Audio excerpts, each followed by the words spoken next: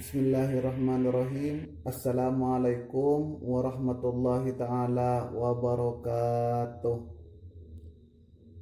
Bismillah walhamdulillah ala ni'matillah. Wassalatu wassalamu ala rasulillah amma ba'du. Pertama, perlu kita panjatkan puja-puji syukur kehadirat Allah Subhanahu wa taala yang mana kita masih bisa bertemu, kita masih bisa belajar, kita masih bisa menuntut ilmu, dan hal itu tentunya tidak lepas dari yang namanya rahmat dan nikmat Allah Subhanahu wa taala yang telah diberikan kepada kita. Dan selayaknya kita sebagai umat muslim mengucapkan alhamdulillah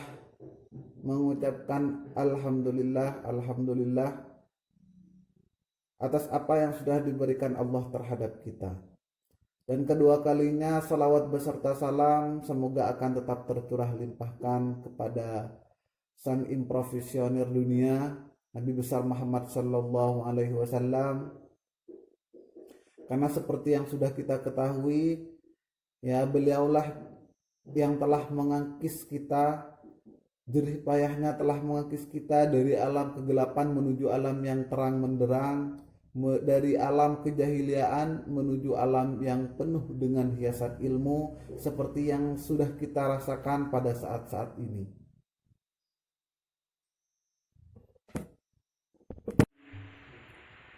Alhamdulillah, pada kesempatan kali ini saya bertugas sebagai moderator, dan alhamdulillahnya juga saya dirangkap menjadi sebagai pemateri. Dan pada kesempatan kali ini kelompok kita, yaitu kelompok 3, mendapat bagian tentang yang namanya Nash'atul Ma'ajim Al-Arabiyah. Kalau kita artikan yaitu kemunculan kamus bahasa Arab. Jadi kalau mengatakan tentang yang namanya kemunculan kamus bahasa Arab, yaitu lebih diidentikan dengan yang namanya sejarah. Ya, sedangkan kalau berbicara tentang yang namanya sejarah, PR Soekarno kan sudah pernah mengatakan bahwa kita itu jas merah, jangan sekali-kali melupakan sejarah. Kita kan sebagai prodi bahasa Arab, mahasiswa prodi bahasa Arab, sudah menjadi suatu hal yang penting bagi kita untuk mengetahui kapan itu terlahirnya kamus bahasa Arab. Dan hal itu akan dijelaskan dari kelompok kita, kelompok 3, yaitu saya sendiri dan teman-teman sekalian. Nah, biar menghemat waktu, seperti yang sudah kita ketahui, karena pada kesempatan kali ini kita akan presentasi 2 kelompok. Jadi biar lebih cepat dan lebih menghemat yang namanya waktu kita, saya menghargai waktu kalian dan kalian menghargai waktu saya akan langsung persilahkan kepada pemateri untuk menyampaikan materi-materi pada kesempatan kali ini. Namun sebelum itu perkenalan dulu, ya, nama saya Syamsul Arifin. Saya asli Ganding, Sumeneb, Madura.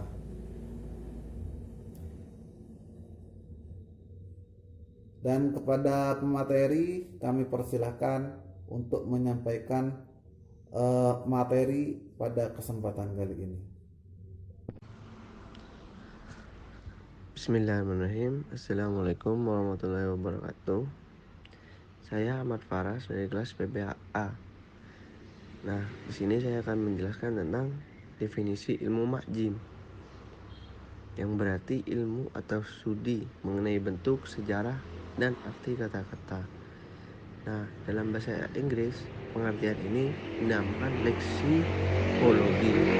Sedangkan menurut istilah, leksikologi itu adalah ilmu pengetahuan yang mempelajari seluk-beluk makna atau arti kosakata yang termuat atau akan dimuat dalam kamus. Dalam bahasa Arab, leksikologi disebut dengan ilmu al-ma'jim, seperti yang sudah saya jelaskan sebelumnya. ilmu yang mempelajari tentang seluk-beluk kamus. Secara etimologi, kata mu'jam berasal dari kata al-ujem atau al-ajem, lawan kata dari al-arab dan al-ub. Kata al-ajem berarti orang yang ucapannya tidak fasih dan pembicaraannya tidak jelas, sedangkan kata ajami lebih identik dengan sebutan untuk orang non-Arab, baik ucapannya fasih atau tidak. Orang asing yang masih memiliki garis keturunan Arab juga disebut orang ajam. Nah, sekarang kita langsung dari para ilmuwan, yaitu Dr. Ali Al-Qasimi. Leksiologi atau ilmu majam adalah leksiologi atau ilmu kosakata, adalah ilmu yang membahas tentang kosakata dan maknanya dalam sebuah bahasa atau beberapa bahasa. Ilmu ini memprioritaskan kajiannya dalam hal definisi kata, struktur kata, makna kosakata, idiom-idiom, sinonim, dan polisemi. Ada beberapa istilah dalam bahasa Arab yang dipakai untuk menyebut kamus, yaitu mu'jam, kamus, fihris, mausu'ah, ensiklopedia, dan musrid, indeks, glosarium. Semua istilah tersebut mengarah kepada satu pengertian bahwasanya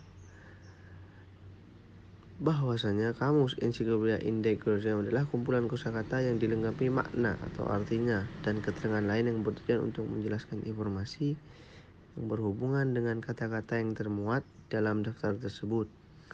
Semua kosakata beserta maknanya disusun secara teratur, berurutan, berdasarkan sistematika tertentu yang dipilih oleh penyusun kamus untuk Assalamualaikum warahmatullahi wabarakatuh. Perkenalkan, nama saya Mita Wulandari. Saya di sini sebagai pemateri kedua akan menjelaskan tentang faktor-faktor kemunculan mu'jam Arabi.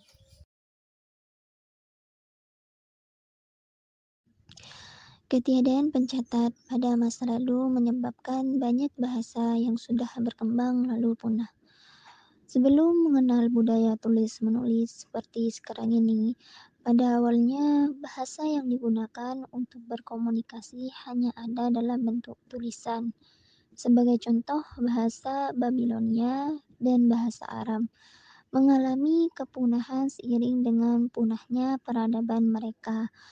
Baru pada masa setelahnya, bahasa dikodifikasi atau dibukukan dalam bentuk bahasa tulisan. Selain itu, bahasa sebagai alat berkomunikasi dan berfungsi sebagai alat berpikir atau media nalar bagi pemakai bahasa itu sendiri. Perkembangan sebuah bahasa mengikuti perkembangan pemikiran para pengguna bahasa. Sedangkan manusia, ia tidak akan mampu menghafal dan mengembangkan seluruh kata dari bahasanya, sekalipun ia memiliki tingkat kecerdasan yang tinggi. Oleh sebab itu, terkadang seseorang tidak mampu mengingat sebuah kata atau kesulitan untuk menyebut kosakata yang sesuai dengan yang ia inginkan. Kemudian, bahasa Arab adalah bahasa yang kaya dengan kosakata. Kosakata dalam bahasa Arab merangkum semua bidang. Hal ini dapat dilihat berdasarkan kepada kata-kata yang dikodifikasi di dalam kamus-kamus Arab. Dalam bahasa Arab, pembentukan satu kata bisa menunjukkan ke beberapa makna. Contohnya, kata ain yang memberi makna kepada mata penglihatan, mata air, dan lain-lain. Bahkan terdapat perkataan-perkataan yang digunakan lebih dari satu atau dua kata untuk menggambarkan kepada satu makna atau makna yang hampir sama. Dikarenakan masalah tersebut yang muncul, kemudian kamus menjadi sebuah keharusan dalam sebuah bahasa untuk mengembangkan makna, menghimpun kata, melestarikan bahasa, dan mewariskan peradaban yang dapat dikembangkan atas dasar istilah. Manusia menyadari pentingnya bahasa tulis sebagai sarana untuk mengkodifikasi bahasa mereka.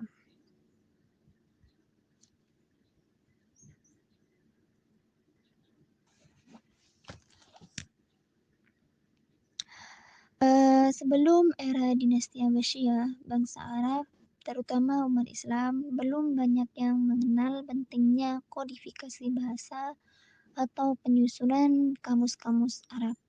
Paling tidak, menurut Dr. Imel Yakub, ada 3 faktor yang menyebabkan kenapa bangsa Arab mengalami keterlambatan dalam hal penyusun kamus. Ketiga faktor tersebut, yang pertama, mayoritas bangsa Arab masih buta huruf. Kedua, bangsa Arab memiliki tradisi nomadisme dan perang. Dan ketiga, orang-orang bangsa Arab lebih sering berbahasa lisan daripada tulisan. Bahasa Arab merupakan bahasa dengan karakter kaya akan kosakata dan memiliki kesamaan makna pada beberapa kata. Maka dari itu, selain karena kebutuhan terhadap kodifikasi bahasa dalam bentuk tulisan di kalangan bahasa Arab, hal tersebut juga menjadi faktor pendukung bagi bangsa Arab untuk menyusun kamus. Selain itu, terdapat beberapa faktor lain yang mendorong bangsa Arab menyusun kamus. Di antaranya, yang pertama, kebutuhan bangsa Arab untuk menafsirkan ayat-ayat Al-Quran. Kedua, keinginan mereka untuk menjaga eksistensi bahasa mereka dalam bentuk bahasa tulisan. Ketiga, banyaknya buku-buku tafsir yang terbit pada masa awal kodifikasi Al-Quran dan hadis tentang gharaib. Dan yang terakhir, munculnya ilmu-ilmu metodologis pertama dalam Islam. Mungkin hanya itu yang dapat saya sampaikan. Kurang lebihnya saya mohon maaf. Wassalamualaikum warahmatullahi wabarakatuh.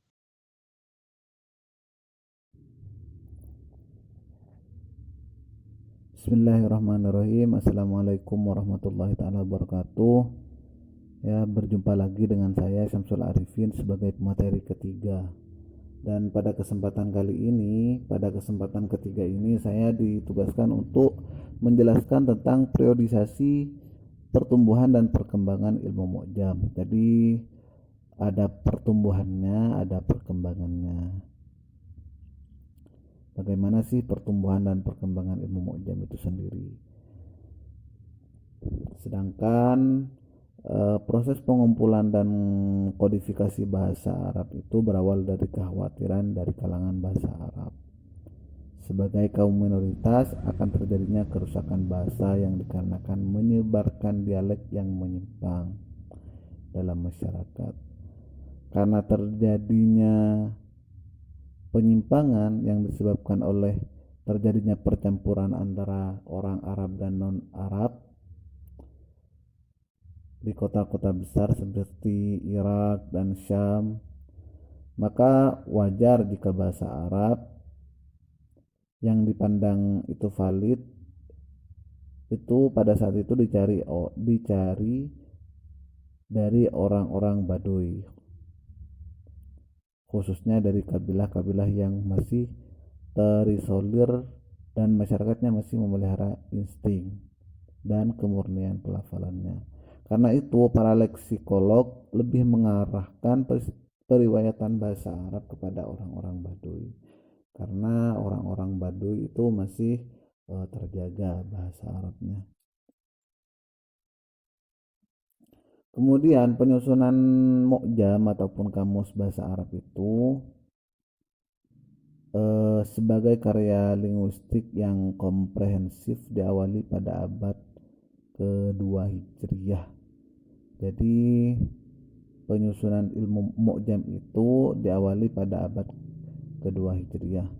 Saat itu para linguistik Arab mengumpulkan bahasa dari kabilah-kabilah Arab di beberapa daerah, mulai dari Jazirah Arab, kemudian daerah dekat Irak, sampai akhirnya mereka mendapat ilmu bahasa di daerah Basrah dan Kufah.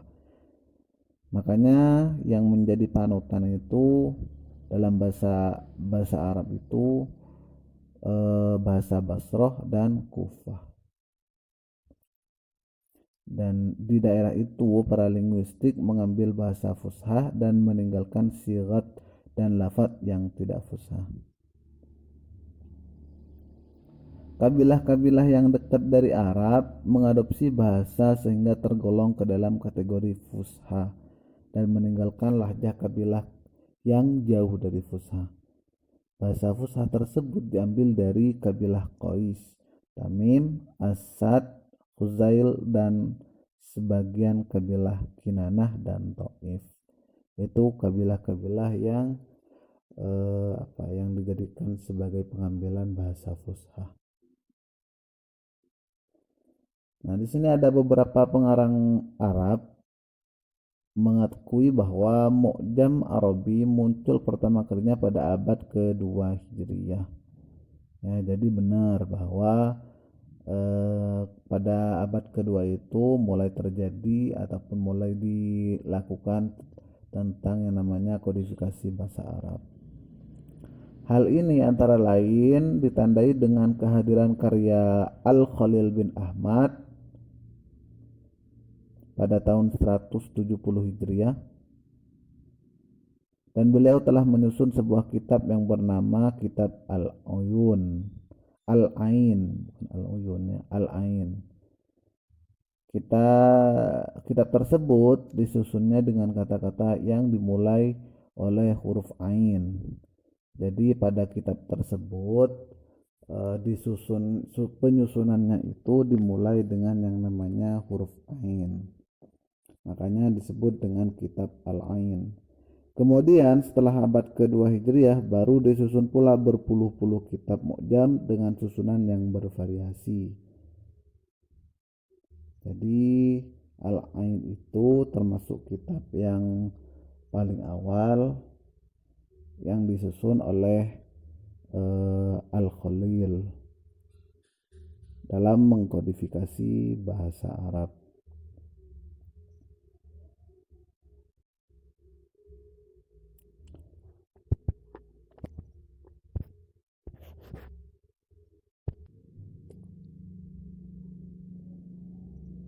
Nah, kemudian kitab Al-Ain yang disusun oleh Al-Khalil itu diteruskan oleh ahli bahasa lain.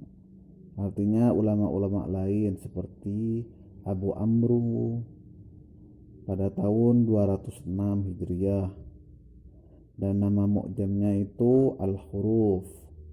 Kemudian disusul dengan yang namanya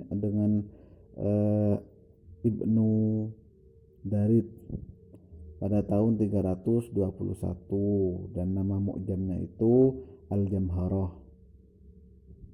Kemudian disusul oleh Al-Qali pada tahun 356 dengan nama mu'jamnya Al-Bari.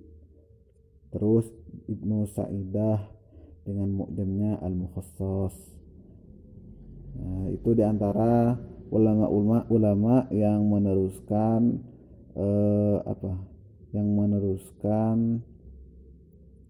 pengkodifikasian bahasa Arab dengan berbagai karakteristik masing-masing.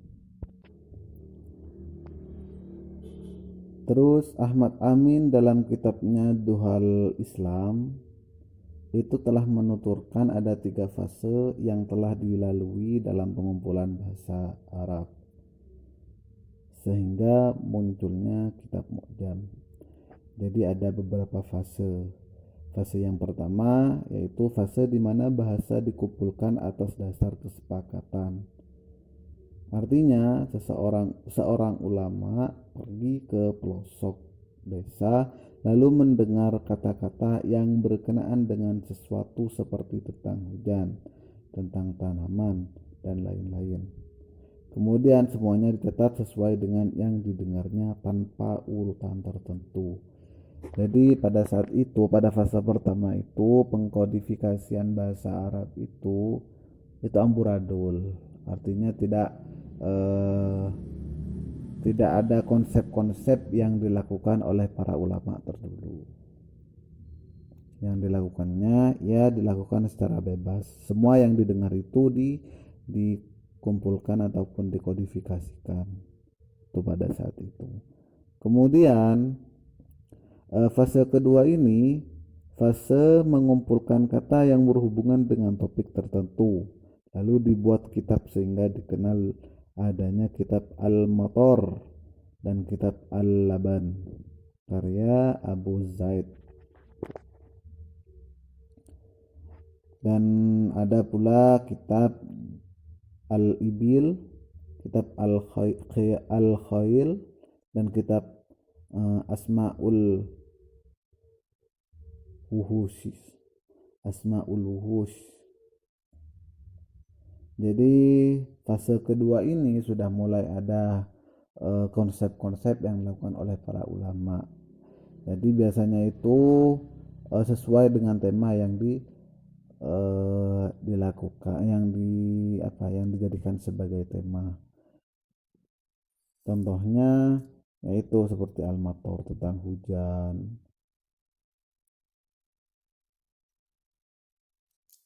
Ada tema yang dikhususkan seperti di rumah. Di rumah itu ada apa aja, itu ditulis. Di halaman ada apa aja, itu sudah pada fase kedua. Kemudian di fase ketiga itu pembuatan mu'jam secara sempurna dengan pola tersendiri yang sistematis, sehingga orang yang ingin meneliti makna sesuatu kata dapat melihat kitab tersebut. Jadi pada fase ketiga itu sudah mulai konsepnya sudah mulai sempurna dengan seperti yang kita ketahui, mulai dari penyusunannya itu. Jadi mulai dari penyusunannya itu sudah baik, disusun dengan huruf abjadnya ataupun disusun dengan kalimat awalnya awal apa, seperti itu. Sudah mulai sempurna penyusunannya itu di fase ketiga. Jadi itu fase-fase penyempurnaan yang namanya Al-Mu'jam, penyempurnaan kamus. Kemudian dalam perkembangannya ada beberapa perkembangan dalam ilmu mu'jam, dalam pengkodifikasian bahasa Arab. Yang pertama, masa perkembangan pertama itu mu'jam itu memiliki metode yang sama dengan al-ain. Ya, di masa pertama itu ada pengkodifikasian bahasa Arab itu seperti yang namanya kitab al-ain. Seperti apa? Yaitu yang tadi diambil dengan huruf ain. Itu jadi sesuai dengan huruf. Ada kitabnya, kitab Tahdzib Al-Lughah karya Abu Mansur Muhammad Ibnu Muhammad Al-Azhar. Itu. Kemudian Al-Bari karya Ismail Ibnu Qasim, itu di masa pertama. Kemudian masa kedua itu berdasarkan susunan alfabet. Di masa kedua itu berdasarkan susunan alfabet seperti dari alif sampai ya.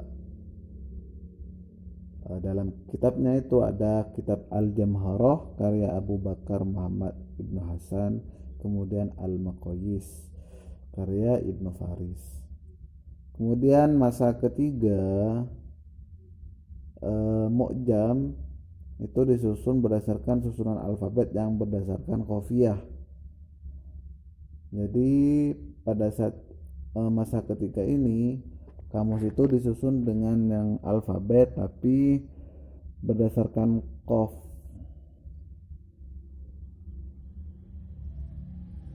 Jadi berdasarkan dari qaf.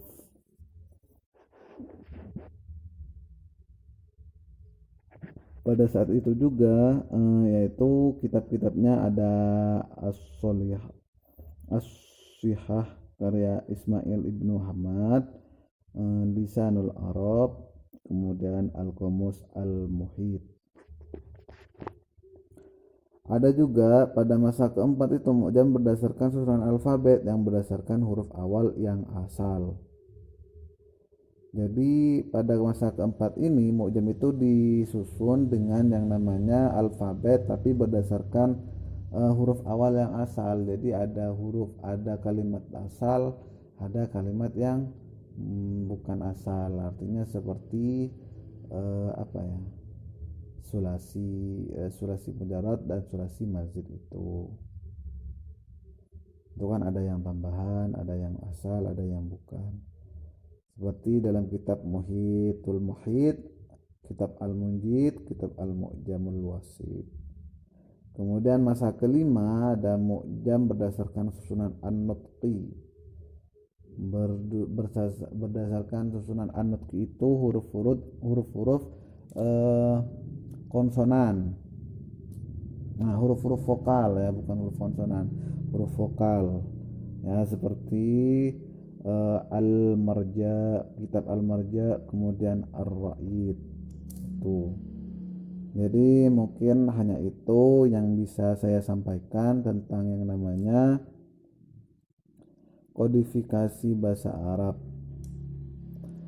tentang yang namanya periodisasi perkembangan bahasa Arab, kamus bahasa Arab. Dan untuk lebih memperluas pengetahuan, mungkin kita bisa perluas dari tanya jawab. Jadi mungkin hanya itu. Wassalamualaikum warahmatullahi taala wabarakatuh.